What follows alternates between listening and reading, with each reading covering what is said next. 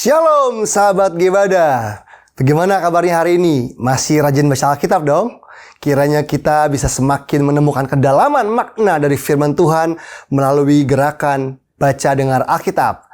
Dalam Gebada episode kali ini kita akan membaca dan mendengar kitab Lukas pasal 9 dan pasal 10. Jika diminta untuk mengekspresikan Lukas pasal 9 dengan satu kata, kata itu adalah murid. Di dalam kitab Lukas, kata yang paling banyak muncul adalah murid. Dimulai dengan adegan pengutusan 12 murid Yesus dan diakhiri dengan pengajaran tentang pemuritan. Berbeda dengan kisah di dalam kitab Matius dan kitab Markus, di mana Yesus memanggil ke-12 murid dan langsung memberikan mereka tugas. Di dalam kitab Lukas, pada pasal 6, Yesus memanggil 12 murid dan di pasal 9 barulah dikisahkan tentang tugas mereka untuk yang pertama kalinya. Di sini kita menemukan dua ajaran dari Yesus. Ajaran yang pertama adalah pengajaran melalui khotbah dan ajaran yang kedua adalah pengajaran melalui mujizat. Mujizat-mujizat yang ditunjukkan oleh Yesus memperlihatkan kuasa dan realitas kerajaan Allah yang dinyatakan oleh Yesus. Yesus memberikan tugas kepada murid-murid sebagaimana yang ia tunjukkan ketika bersama mereka. Para murid hanya perlu pergi ke ladang pelayanan dan melakukan hal persis seperti yang telah mereka dengar dan lihat dari Yesus. Ini berarti tugas pemberitaan kabar baik yang diterima Yesus dari Allah diteruskan juga kepada ke-12 murid. Mujizat 5 roti dan 2 ikan yang muncul berikutnya juga merupakan bagian dari tugas pemberitaan kabar baik oleh para murid Yesus. Kemudian Yesus pergi ke daerah Betsaida untuk beristirahat bersama para murid yang telah menyelesaikan tugas pemberitaan kabar baik. Namun banyak orang mengikuti Yesus dan Yesus mengajarkan tentang kerajaan Allah serta menyembuhkan mereka yang membutuhkan penyembuhan. Kepada orang banyak Yesus berkata, "Jika seseorang ingin mengikut aku, ia harus menyangkal dirinya sendiri dan memikul salibnya setiap hari dan mengikut aku. Setiap orang yang siap untuk membajak tetapi menoleh ke belakang tidak layak untuk kerajaan Allah." Sambil mengucapkan hal itu, Yesus mengajak mereka masuk ke dalam kehidupan sebagai murid. Setiap orang yang siap untuk membajak tetapi menoleh ke belakang tidak layak untuk kerajaan Allah. Pasal 10 mengisahkan pengutusan 70 murid dan mengajarkan sikap yang harus mereka miliki. Kemudian terdapat juga kisah tentang orang Samaria yang baik hati. Kisah ini menunjukkan bahwa kasih yang nyata itu lebih penting daripada definisi teoritis tentang sesama. Kala itu, ahli-ahli Taurat dan para pemimpin agama Yahudi membatasi pengertian sesama hanya pada orang Yahudi dan mengesampingkan orang asing. Mereka bahkan tidak mau berbicara atau makan bersama orang asing. Beberapa murid juga memiliki prasangka terhadap orang Samaria, melihat mereka sebagai objek penghukuman Tuhan, bukan sebagai sesama yang harus dikasihi. Karena itu, Yesus menceritakan kisah orang Samaria yang baik untuk meruntuhkan pemikiran itu. Yesus mengajarkan bahwa cinta kasih kepada sesama juga mencakup tindakan untuk mengasihi musuh dan menekankan untuk mempraktikkan kasih tersebut. Nah, sekarang mari kita membaca dan mendengarkan Injil Lukas pasal 9 dan pasal 10 bersama Gebada.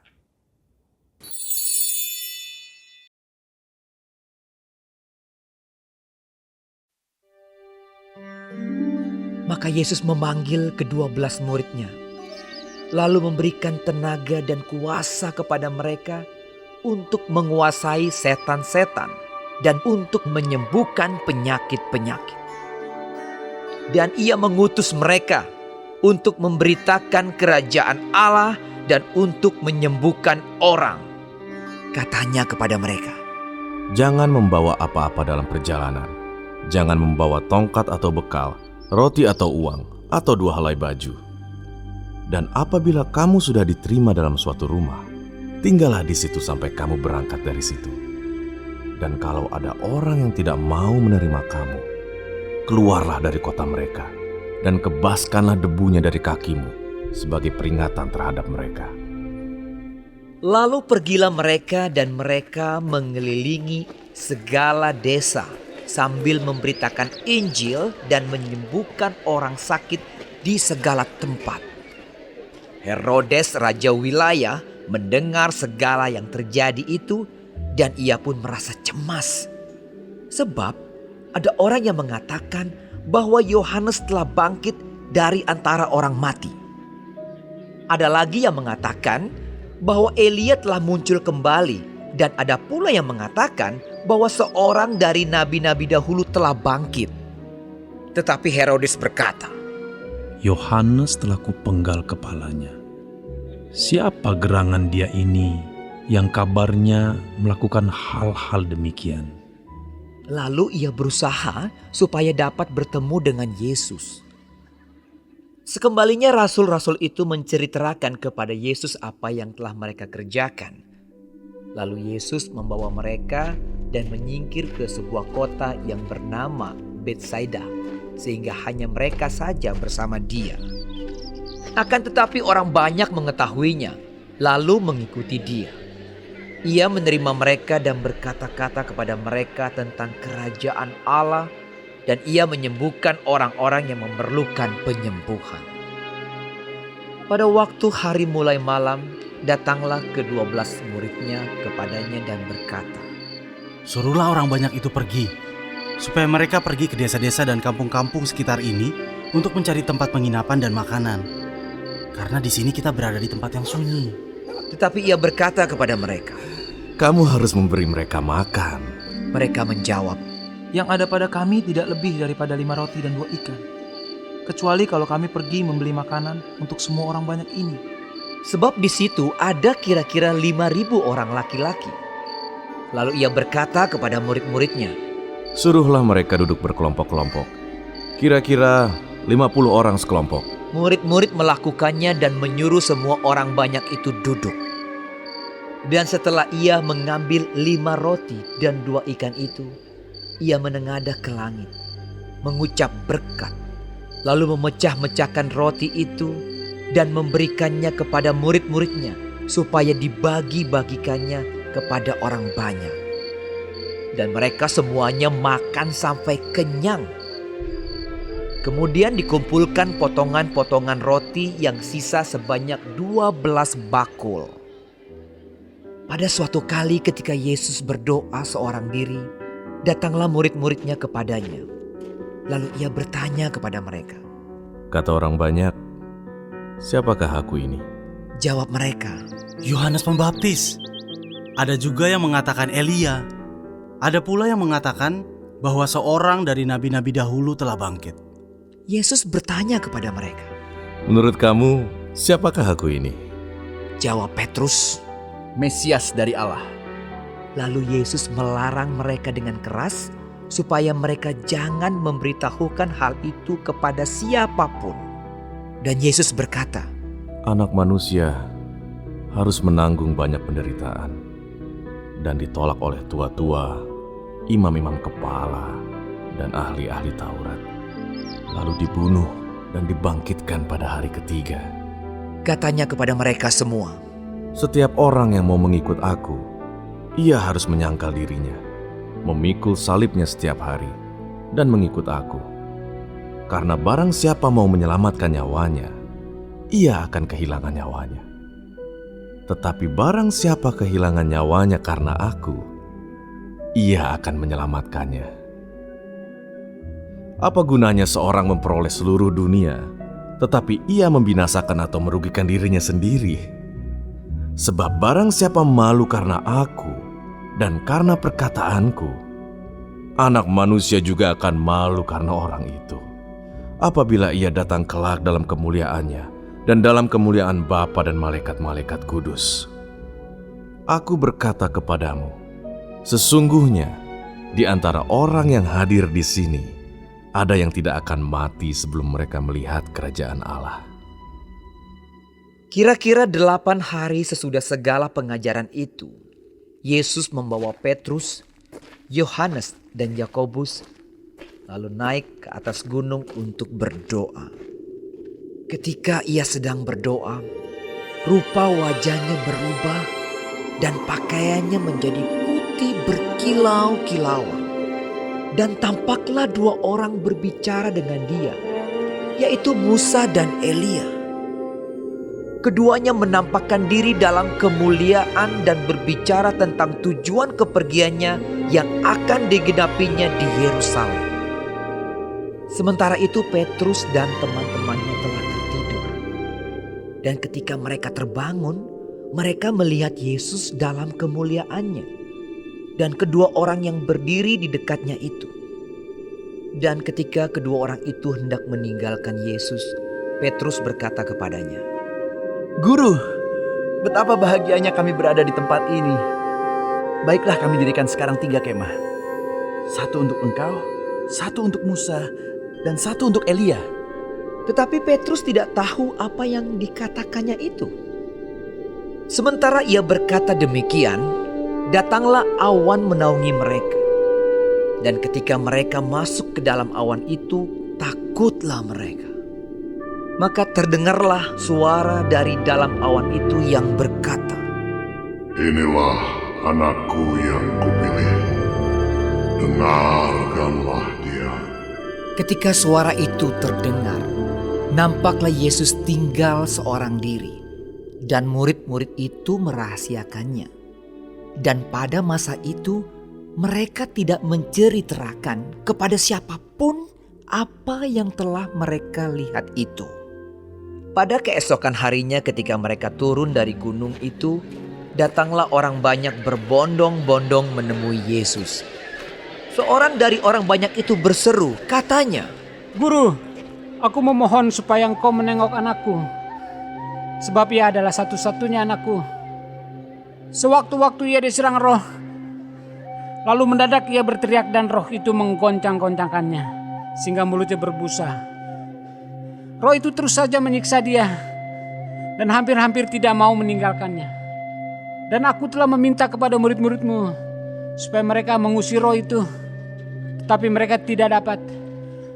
Maka kata Yesus, Hai kamu angkatan yang tidak percaya dan yang sesat.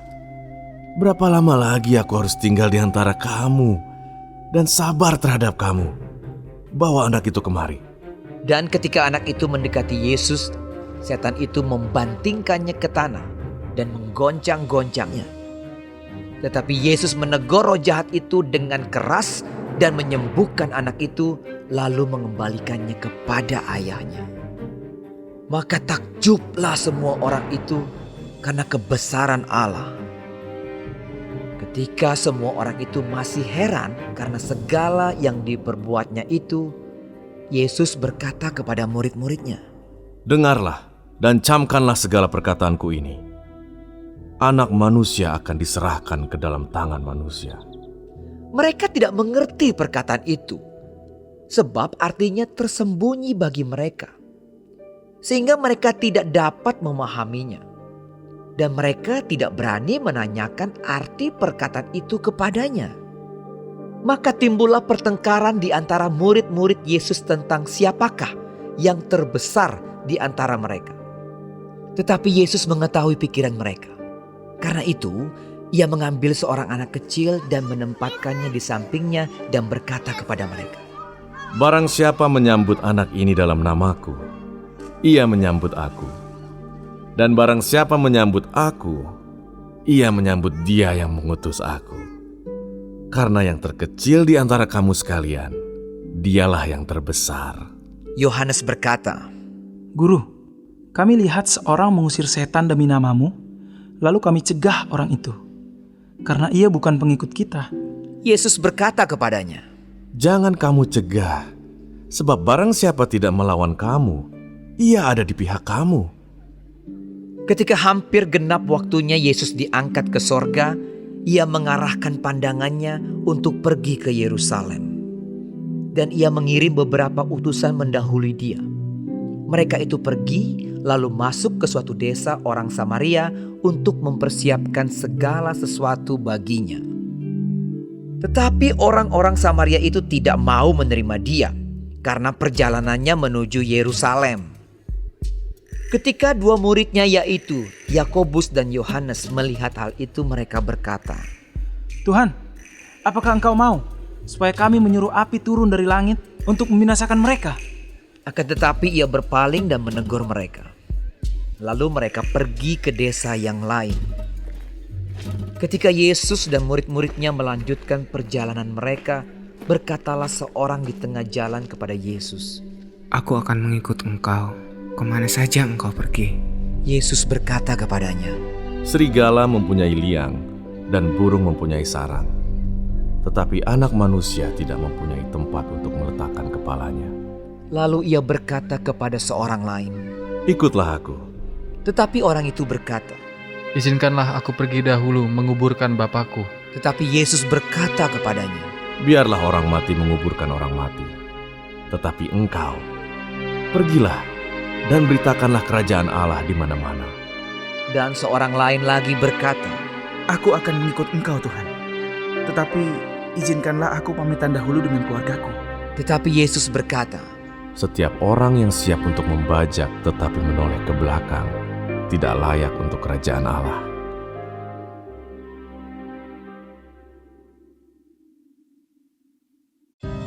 Kemudian daripada itu Tuhan menunjuk 70 murid yang lain, lalu mengutus mereka berdua-dua mendahuluinya ke setiap kota dan tempat yang hendak dikunjunginya. Katanya kepada mereka, Tuayan memang banyak, tetapi pekerja sedikit. Karena itu mintalah kepada Tuan yang empunya tuayan, supaya ia mengirimkan pekerja-pekerja untuk tuayan itu. Pergilah, sesungguhnya aku mengutus kamu seperti anak domba ke tengah-tengah serigala. Janganlah membawa pundi-pundi, atau bekal, atau kasut. Dan janganlah memberi salam kepada siapapun selama dalam perjalanan. Kalau kamu memasuki suatu rumah, katakanlah lebih dahulu, damai sejahtera bagi rumah ini. Dan jikalau di situ ada orang yang layak menerima damai sejahtera, maka salammu itu akan tinggal atasnya. Tetapi jika tidak, salammu itu kembali kepadamu. Tinggallah dalam rumah itu, makan dan minumlah apa yang diberikan orang kepadamu, sebab seorang pekerja patut mendapat upahnya. Janganlah berpindah-pindah rumah.